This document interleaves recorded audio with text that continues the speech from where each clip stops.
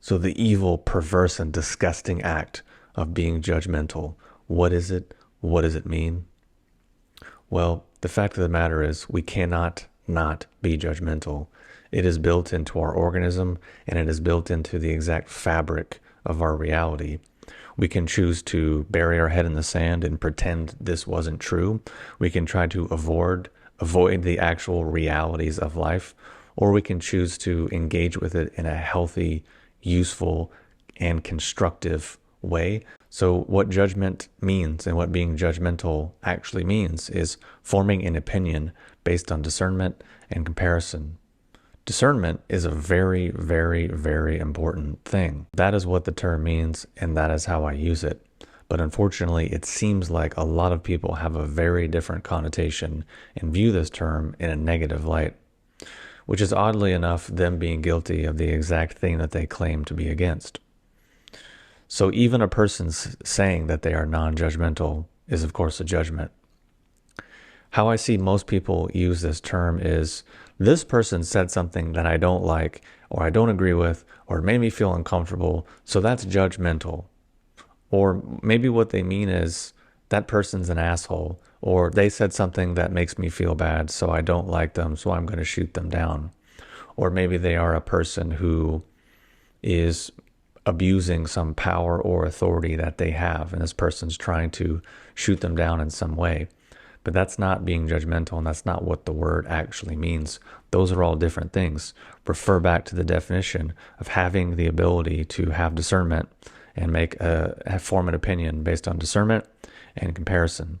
So if you don't have any discernment, you start comparing things that aren't even comparable, which means you're trapped in irrelevant, non-consequential information. So you're not being non-judgmental. You're just confused.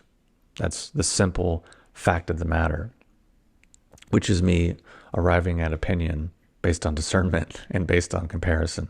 And this occurs because since people don't have solid judgment, they resort to being defensive, being hostile, or being aggressive, or insulting, or attacking others in a personal way, which the vast majority of the time, that is how the term judgmental is being used.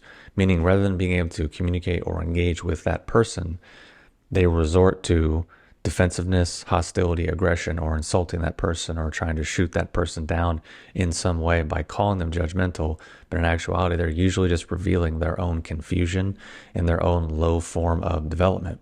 Because aside from moderately intelligent people, I think the vast majority of people are genuinely afraid of and massively invested in avoiding the development of this side of their nature.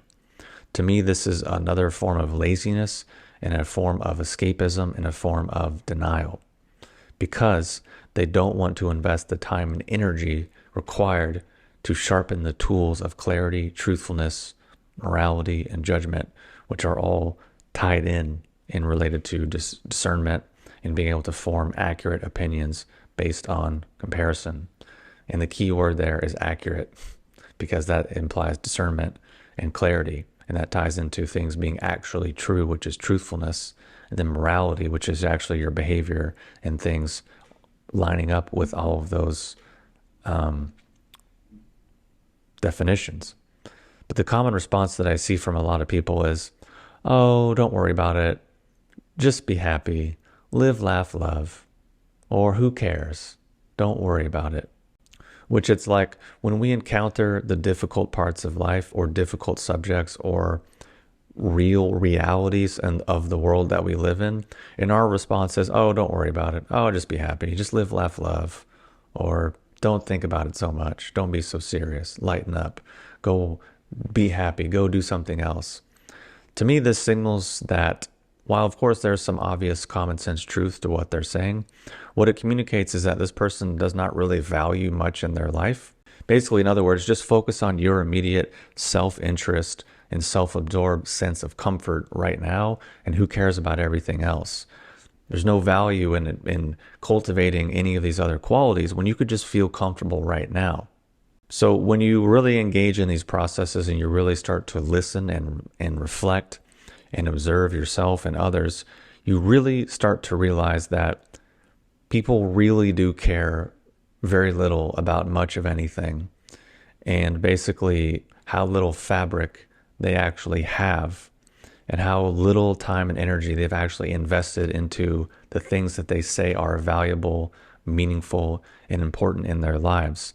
Typically, what you find is some kind of emotional compulsion or some sort of form of coercion, hiding behind some virtue, hiding behind some word, without actually really engaging with the process that that word refers to.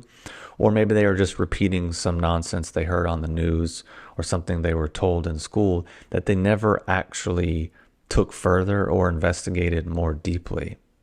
But I'm speaking in a general sense of guiding principles and ideas that we can then use to inform our decisions and inform our actions and inform our thought process, in which case, of course, I will have to speak in some degree of generality because we need some degree of solidity, some degree of definition, some degree of, dare I say, discernment to be able to move forward. Because if we didn't have that, then the fabric of our society would crumble. Because if I say an inch is an inch and you're like, oh, that's mean, that's harsh, that's critical, that's judgmental, it's like, no, it's an inch.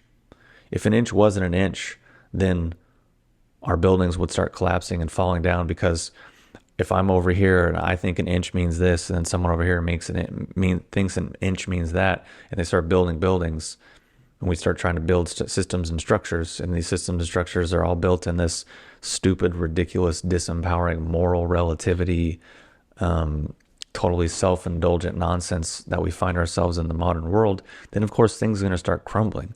And I just mention this and I use this example because this is always where people default to in their escapism, in their denial. If it's not personally attacking or insulting, it's some degree of just relativism. Oh, what you're saying is just your opinion. Oh, it's just based on your experience. Oh, it's just your lens. It's like, no shit, genius. What else am I supposed to use? There's literally nothing else here.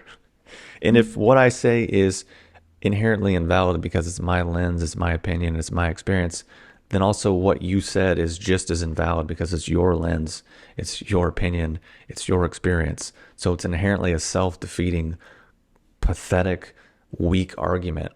But that's what people will say. Or they'll say, oh, you're judgmental, which means, no, I just said something that you don't like or you maybe don't want to face. That doesn't mean that it's not true. That doesn't mean that it's not inherently based in accurate thought processes. And then people will again resort to emotional coercion and try to hit you with different other personal attacks and assaults and labels that have nothing to do with the actual subject and threat at hand. Why do they do this? Because of everything that I've just listed out in the video before. So to be clear, when I see people and I hear people being anti-judgmental, anti-harsh, anti-critical, basically they are going in the opposite direction of developing as an effective and mature adult. Because what they are doing is looking at attitudes and behaviors that are useful for children, meaning do what feels good right now, follow your own comfort, and just don't worry about all of these other things. But then as you're an adult, you should probably set your own parameters, set your own standards, set your own definitions, create your own sense of self out of these things, and then behave and act in accordance with those things. Then you have integrity and congruence.